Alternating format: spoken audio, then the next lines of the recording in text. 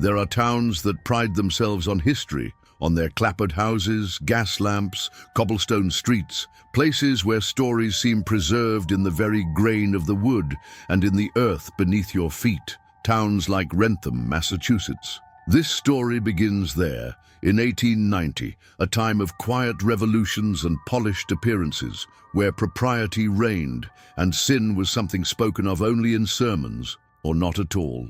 But in the cellar of one stately home, beneath the clean facade of a respected household, something darker was being written, not on paper, not in diaries, but carved directly into the beams and scattered beneath the floorboards. I'm Daniel Harrow. This is a Macabre record. Let's begin. Wrentham, Massachusetts, was the kind of New England town that clung to its manners like ivy to brick. It was 1890, and while the cities bustled with new industry, this little village chose to look backward. Reverent, self-contained, the kind of town where everyone had a title, deacon, doctor, professor, and everyone knew who you were by the cut of your coat or the pew your family occupied on Sundays. The Coleridge family sat near the front of the First Congregational Church. Dr. Bernard Coleridge was the town's physician, not the only one, but the most trusted, a tall, silver-templed man with an air of stern gentility. He had arrived in Wrentham in 1869 after serving as a field surgeon during the war. He married a local girl, inherited her father's land, and built a house of ash and granite that stood like a sentry near the edge of town. The house became a landmark, in part because of Bernard's reputation and in part because of its peculiar structure. Locals often remarked on the deep basement, 2 levels below ground, and the curious symbols carved into the support beams. It was odd, said historian Marjorie Penn, whom I interviewed for this episode, but people explained it away. War injuries had made Dr. Coleridge a touch eccentric, that's what they said. And what of his family? Eleanor Coleridge, his wife, was rarely seen outside church. Their children, 3 of them, though records vary, were homeschooled. They did not attend the local grammar school, did not join community gatherings or the Maypole festival. The Coleridges, said many, kept to themselves. Still, few found it suspicious. They were respectable. They had land. They had money. He delivered our children, stitched our wounds. There wasn't cause to ask questions, read a surviving statement from the town clerk's daughter, written decades later. But the questions would come, and when they did, they would arrive violently, with blood, with bone, and with teeth, human teeth, left in corners like forgotten buttons. The first real sign that something was wrong came not from within the Coleridge home, but from its proximity to a series of disappearances. Between 1884 and 1889, 5 children vanished from surrounding counties, none from Wrentham itself. That at first seemed to absolve the Coleridges, until you looked closer. 3 of the families, 2 from Norfolk and 1 from Medway, had visited Wrentham to seek medical care from Dr. Coleridge. Each child had been sick, each had seen the doctor, and each had vanished within weeks of the visit. None were ever reported as patients in Bernard Coleridge's official log. It's what we call a clean ledger, said Dr. Ellen Vaughan, an expert in 19th century medical record-keeping. Too clean, every entry perfect, too symmetrical. That's the thing about real life. It's messy. This was rehearsed. It wasn't just the medical records. Over the years, laborers refused to work in the Coleridge basement. Plumbers, chimney sweeps, even hired hands from out of town would not return after a single visit. One of them, a man named Gideon Phelps, wrote a letter to his brother in 1886. It read, "Something in that cellar is wrong. The walls echo in strange ways. The smell don't leave your clothes, and the beams whisper. Never send your boy to work there, I tell you, something is watching." Of course, in those days, superstition was easily dismissed. Talk of hauntings or curses were brushed off as hysteria, especially from the poor. But Gideon wasn't the last. By 1889, local boys dared each other to creep close to the Coleridge house at night. They spoke of flickering lights behind the shuttered cellar windows, of shapes moving without sound, of animal bones buried in the garden, and teeth, always the teeth, washed up after rains. Still, No one dared confront the Coleridges directly. They were, after all, the town's first family. And Wrentham had learned long ago that it was safer not to look too closely at the beams that held everything up. Cracks, at first, are invisible. They begin in silence, beneath wallpaper, behind smiles. But given time, they spread. They split plaster, they topple walls, and they let light in. In Wrentham, those cracks began to show in the most unexpected places. Not in the Coleridge house, but in the children who were supposed to have never existed. It was the winter of 1891, when Abigail Fenn, a local schoolteacher, began noticing odd behavior in one of her pupils, 11-year-old Margaret Allen. Margaret was quiet, obedient, a bright child. But in December, something changed. She stopped raising her hand, Abigail wrote in her journal, recovered from her estate years later. She flinched when I touched her shoulder. One day she asked if I thought God could see underground. That same week, Margaret drew a picture during writing time. A figure, faceless, standing beneath the floorboards, holding a bucket of what appeared to be teeth. Margaret was reprimanded. The image was burned in the classroom stove. But Abigail Fenn didn't forget it, because Margaret wasn't the only child drawing such things. 5 children in her class, over a period of 3 months, created images with the same recurring motifs: a basement, long wooden beams with writing on them, and white stones scattered across the floor. But Wrentham didn't have a shared sewer system in 1891, no public basements, and most of these children had never been invited inside one another's homes. So how did they all describe the same space? Abigail brought her concerns to the school board. She was dismissed. Children imagine things, one board member wrote. Miss Fenn is unmarried, perhaps lonely. But one parent, Edith Morley, believed Abigail. Edith's son, Peter, had begun waking with bloodied fingernails, scratching in his sleep, he claimed. But when she asked what he dreamt of, his answer chilled her. The boy in the beams keeps whispering. He says I have to leave something behind, to be safe. That same night, Edith found 2 of Peter's baby teeth under his pillow. Teeth he hadn't lost naturally. They had been pulled with twine. It wasn't long before whispers began to circulate. The Coleridge house, still imposing, still pristine, had a growing sense of unease about it. A delivery boy from the local grocer claimed to have seen a girl peering from the cellar window, her face bruised, her hair ragged. But when the sheriff knocked, Bernard Coleridge answered the door himself, cool, calm, inviting. My daughter is recovering from a nervous condition, he explained. We've had to keep her from strangers. I trust you understand. And he smiled. That smile is something mentioned by nearly everyone who ever interacted with Bernard Coleridge. Cold, fixed, not friendly but practiced, calculated. Around this time, a visitor arrived in Wrentham, Reverend Thomas Avery. New to the parish, fresh from Boston Seminary, Avery was earnest, curious, and less easily silenced. He had heard the rumors. And more than that, he had been warned before accepting the post. There are places, he was told, where God is hard to hear, where the silence has weight, where good men look away to keep their places. Wrentham was one of those places. Reverend Avery began visiting families, quietly, listening, and what he heard disturbed him deeply.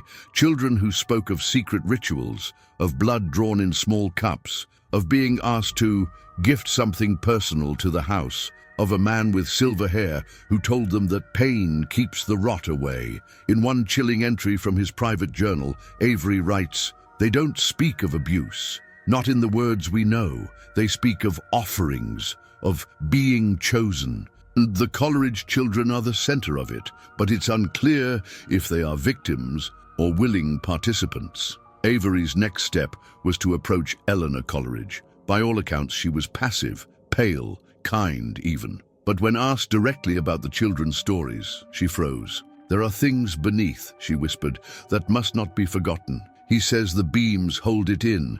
The house is our church. He saved us. He keeps the rot away." Avery tried to press further, but the door was closed to him after that. He wrote again in his journal, "I believe she is devout, Not to God, but to Bernard. I believe the house is not just a home, but a shrine, a sealed sanctuary of something older, something made of blood, wood, and silence. Still, Avery had no legal ground, no evidence, only drawings, fragments, whispers, until one child disappeared, a little girl named Mercy Pike. She vanished on a Wednesday morning, walking to school alone. Her bonnet was found near the edge of the Coleridge property, and inside it a single tooth, scrubbed clean. Disappearances were not uncommon in 1890s New England. Poor record-keeping, harsh winters, runaways, accidents. But Mercy Pike was different. She was 8 years old, the daughter of a blacksmith, known to every merchant on Main Street.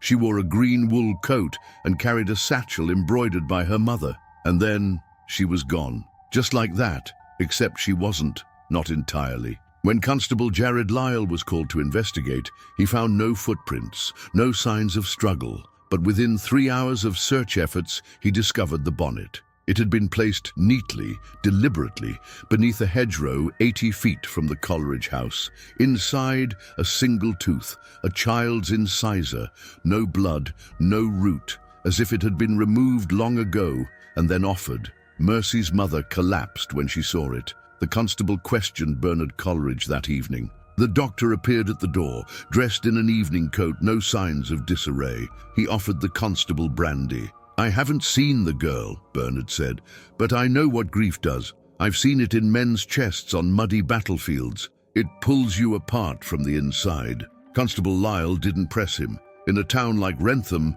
a man like Bernard was above suspicion. But Reverend Avery wasn't convinced, and by then he'd begun documenting everything. In late February of 1891, he returned to the Coleridge house under false pretenses, claiming to deliver alms for a sick child. Eleanor opened the door. She looked thinner. Her blouse was unbuttoned at the wrist, revealing what appeared to be bite marks. Behind her, Avery caught a glimpse of the hallway. Etchings lined the baseboards, deep grooves in the wood like tally marks, but they weren't numbers. They were sigils, symbols, some religious, some anatomical. He later described them as a fusion of surgical shorthand and old scripture, crosses laid over femurs, hearts nailed into beams, incantations beside instructions. It was not decoration, it was instruction. That same night, Avery returned to the parsonage and wrote a letter to a friend in Boston, a former seminary student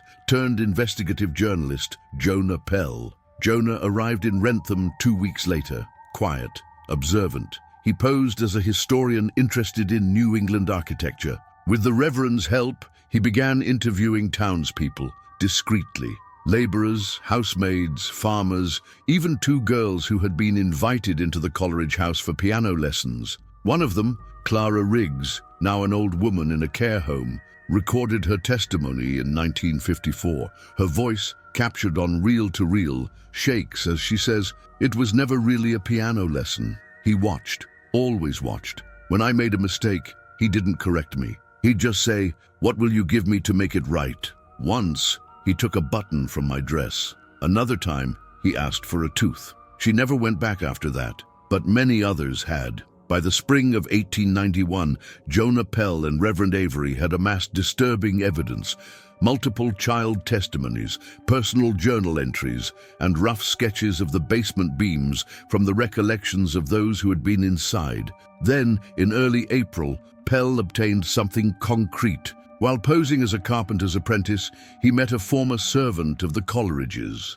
Samuel Brine. Sam had worked in the house in 1882 briefly. He had been hired to haul coal to the lowest basement chamber. He lasted 1 week. According to Pell's notes, Sam described the second basement level as colder than any place I've ever stood. The air was thick, it hummed, and there were things hanging from the rafters, leather pouches, bone bundles. I don't know what was in them, but they moved. Sam also claimed he saw children, 2 of them, sitting at the base of a beam, murmuring something in unison. He quit that same night. No one believed him, but Pell did. With Sam's testimony and Avery's urging, Pell returned to the Coleridge home under cover of night, seeking visual proof. He never found it, because he never came back. On April 18, 1891, Reverend Avery waited all night for Pell to return. When the sun rose, he went to the edge of the Coleridge property and searched.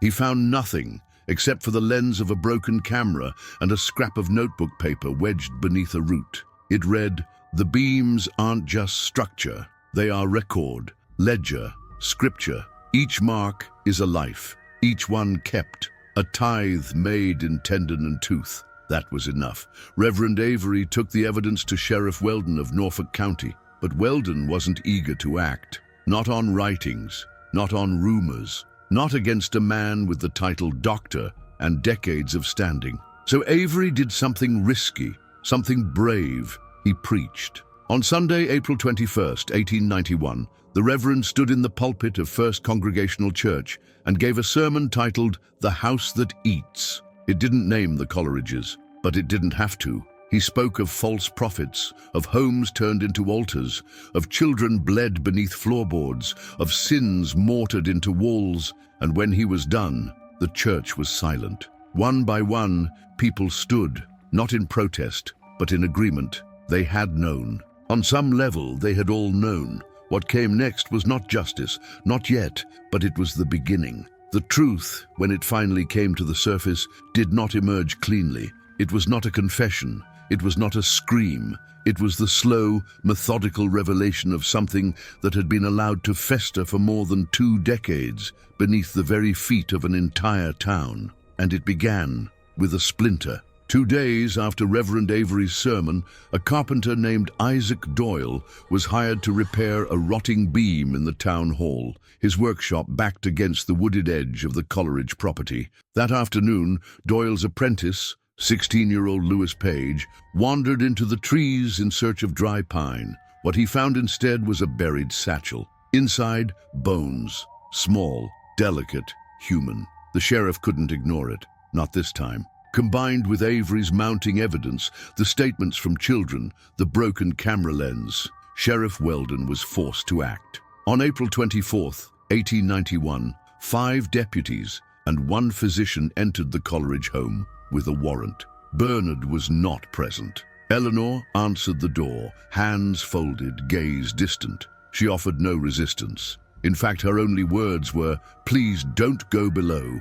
The search began on the ground floor, immaculate, untouched. Velvet chairs, surgical books, polished brass fixtures, all exactly as the town imagined it would be. But then the cellar door was opened. The first basement was expected. Stone walls, wine shelves, old coal bins. But behind a false wall, found only after 1 deputy noticed a draft behind the shelving, a narrow stairwell descended even deeper into the ground. The steps were damp, the air cold and metallic, not just from the earth, but from something else, iron, blood. The second basement level was unlike anything the search party had ever seen. It was a long corridor, 30 feet by 8, lit only by a single lantern. The walls were lined with wooden beams, vertical and horizontal, and each beam had been meticulously etched. Symbols, dates, names, some were Latin, some medical, some unknown. Scattered across the dirt floor were hundreds, literally hundreds of human teeth. They were sorted in small piles, some labeled, others loose. In the center of the room was a table, iron, bolted to the floor. Dried blood caked its legs. Beside it, a child's shoe, half rotted, still laced. The deputies left the chamber immediately. The physician vomited. Sheriff Weldon called for backup. By the end of the day, the entire house had been cordoned off. Townspeople gathered at the edge of the property, hushed and pale. Bernard Coleridge returned that evening. He was escorted in quietly, hands raised. He did not protest. He did not speak.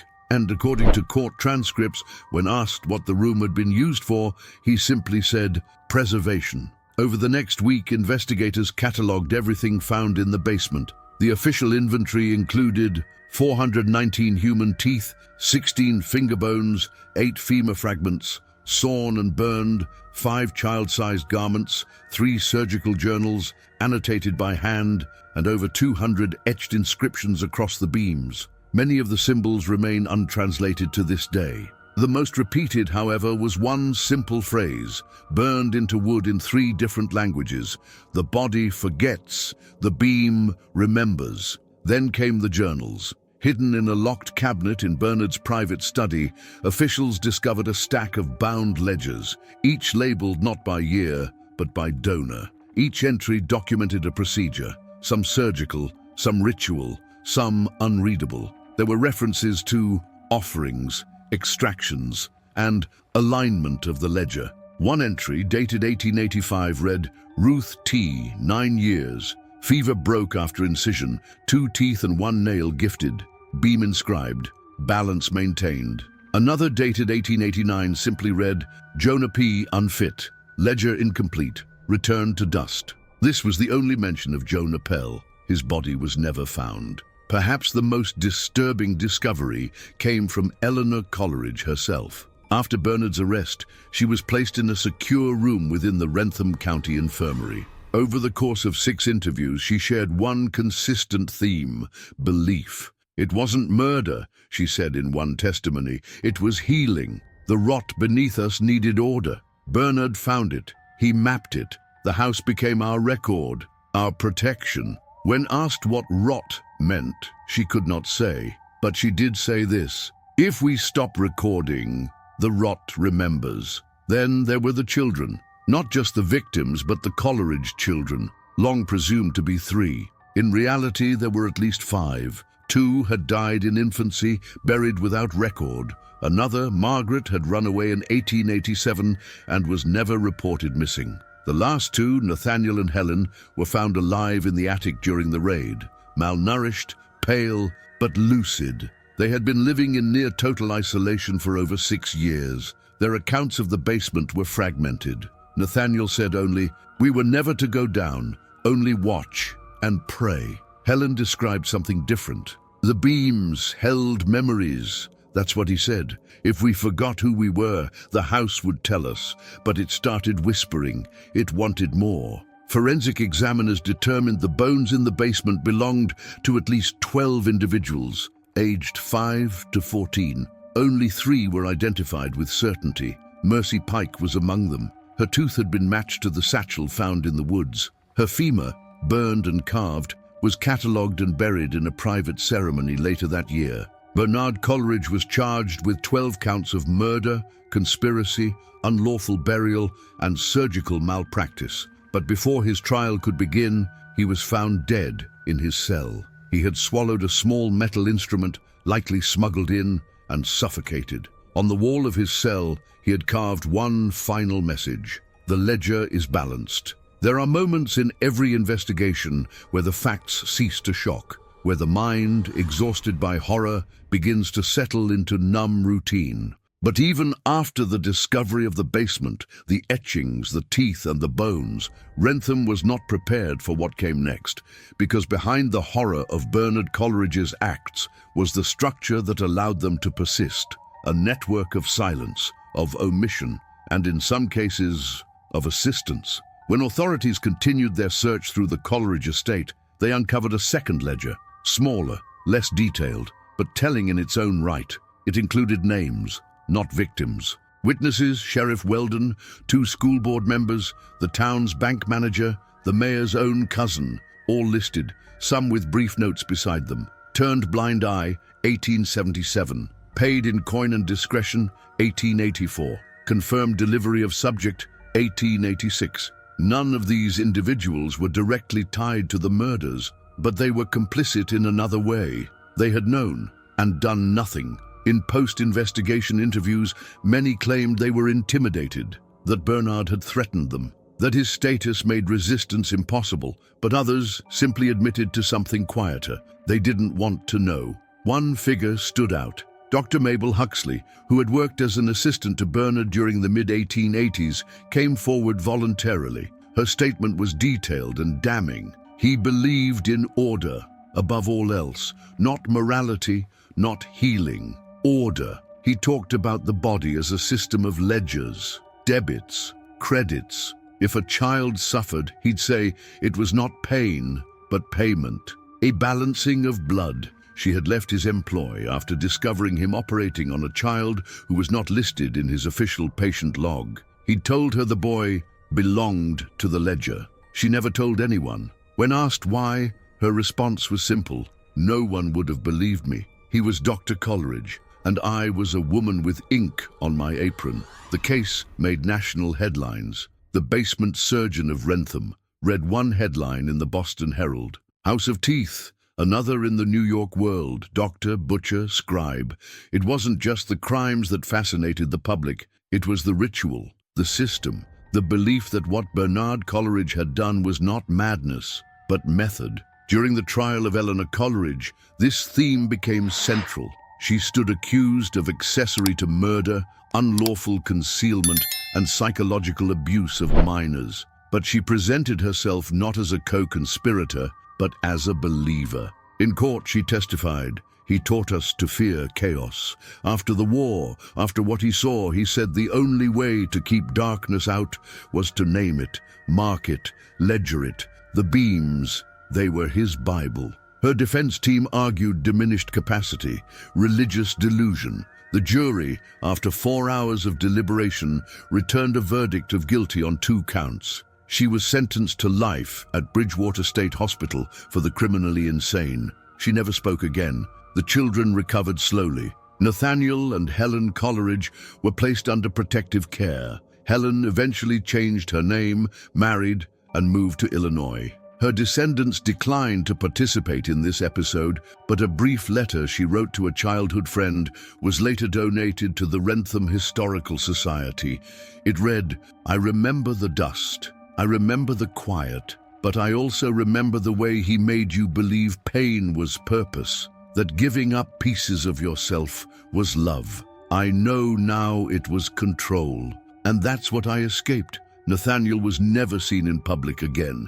His whereabouts after 1903 remain unknown. In total, 14 sets of remains were recovered from the Coleridge basement. Only 6 were ever identified. The rest were interred in a communal grave at Wrentham Cemetery. The headstone reads, "Here lie the forgotten, found, remembered, and at last, at peace." The Coleridge house stood empty for decades. No one would buy it. Children dared each other to touch the door. In 1928, it was condemned and burned to the ground by order of the town council. Witnesses say the beams burned with strange colors, blue, green, and that some of the teeth would not catch flame. As for Reverend Avery, he left the clergy in 1895, moved to upstate New York, where he taught ethics at a university until his death in 1922. In his personal papers, donated posthumously, was one final sermon draft, unpublished, titled simply,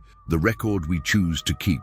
The closing lines are chilling. "There is a house in every town, not made of wood, but silence. In every basement, a memory waits, uncounted, until someone names it and pays the cost." Wrentham never fully recovered, not because of the deaths. New England towns are old, and old towns live with ghosts, but because this was not a haunting. It was something colder, simpler, a system built in wood and belief that was never meant to be uncovered. And once it was, the question became, what now? The Coleridge case changed Massachusetts law, quietly at first. In 1893, Governor William E. Russell signed the Child Safekeeping and Medical Oversight Act, which required the licensing and public logging of all home-based medical procedures conducted on minors. The bill was officially a response to several rural irregularities, but everyone knew what it really meant. 2 years later, the state passed the Consent and Reporting Act, requiring written parental consent for surgical procedures and empowering teachers and clergy to submit anonymous concerns to county health boards. In essence, the state began to watch the watchers, because for years, no one had watched Bernard Coleridge. In Wrentham, the scars ran deeper. The local church lost half its congregation in the year following the discovery. The building was eventually sold, then demolished. A small memorial now stands where the altar once was, a plaque surrounded by wildflowers bearing the names of the identified victims and the simple words, "Seen, known, remembered." but for the survivors, for the children who had walked past the Coleridge home each day, who had seen strange lights in the windows and buried their dreams in whispers. The reckoning was personal. Many moved away. Some, like Margaret Allen, remained but never spoke publicly. Others, like Peter Morley, the boy who pulled his own teeth, spent years in silence before finally, in 1918, offering his story to a Boston newspaper. His words were sparse but chilling. "I didn't know it was wrong. I thought it was what you did. When someone told you the house needed something, you gave it. You were part of the town, part of the ledger." The Wrentham Historical Society, established in 1931, made the Coleridge case a permanent exhibit by 1957. That decision sparked protests from some residents, descendants of the silent perhaps, or simply those who wanted the memory buried again. But the teeth remained. More than 400 were recovered. Many are still preserved in acid-free containers. Others were buried beside the victims. A few, stray, unclaimed, remain in the Society's archive, each labeled by where it was found. Basement beam, north corner. Under stone shelf, in stove grate. They are teeth with no mouths, no stories, only numbers, each a line in a ledger. The legacy of Bernard Coleridge is not one of madness. It is a legacy of control, of structure taken to its most monstrous conclusion. He did not kill in rage. He killed with records, with routines, with rules. What he believed he built, and what he built was a house made not of home but of doctrine. We still see that in parts of the world today, not in basements, but in systems, in unchecked authority, in communities that protect their own, not by shielding but by silencing. I stood at the grave of Mercy Pike last spring. The headstone is small, weather-worn. It reads simply, "Beloved daughter, may no child be forgotten again." And around it, I noticed something unusual, not flowers, not toys,